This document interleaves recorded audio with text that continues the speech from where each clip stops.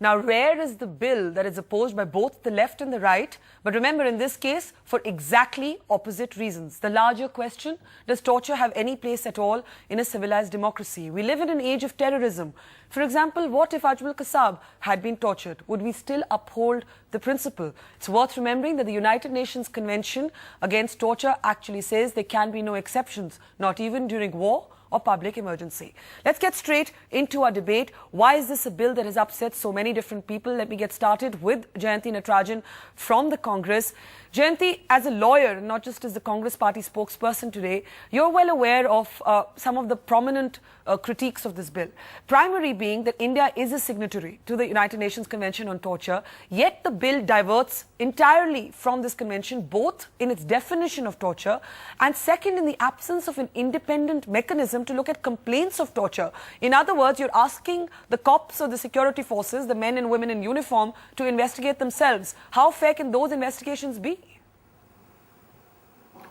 Well, actually, Barka, this is an extremely important and sensitive issue. And you'll remember that I think the convention, India signed it in 1997. It's 13 years and we have to ratify it by passing a law. So at the outset, actually, that it's now formalized in the form of a law is something that I welcome. And I also welcome, and I speak personally, when I say that I welcome the fact that it's gone to a committee. I think when in the Lok Sabha, as we are all aware, it was passed and nobody really objected. The parties, and I don't want to make a political issue out of something so serious. All the parties who were objecting in the Rajya Sabha actually voted for it in the Lok Sabha. And it was passed in the Lok Sabha, but that is not the issue. But Jayanti, are there any provisions, personally speaking, Jayanti, speaking in your personal capacity and as a lawyer and a liberal voice in politics, are there any provisions in this bill that upset you personally? Do you feel it stops short? Well, no, I think that we really need to examine two important things that occurred to me, and I will certainly bring it up when I speak in Parliament. One is, I think there should be great clarity on where the burden of proof should be. And I don't think that this law makes that clear.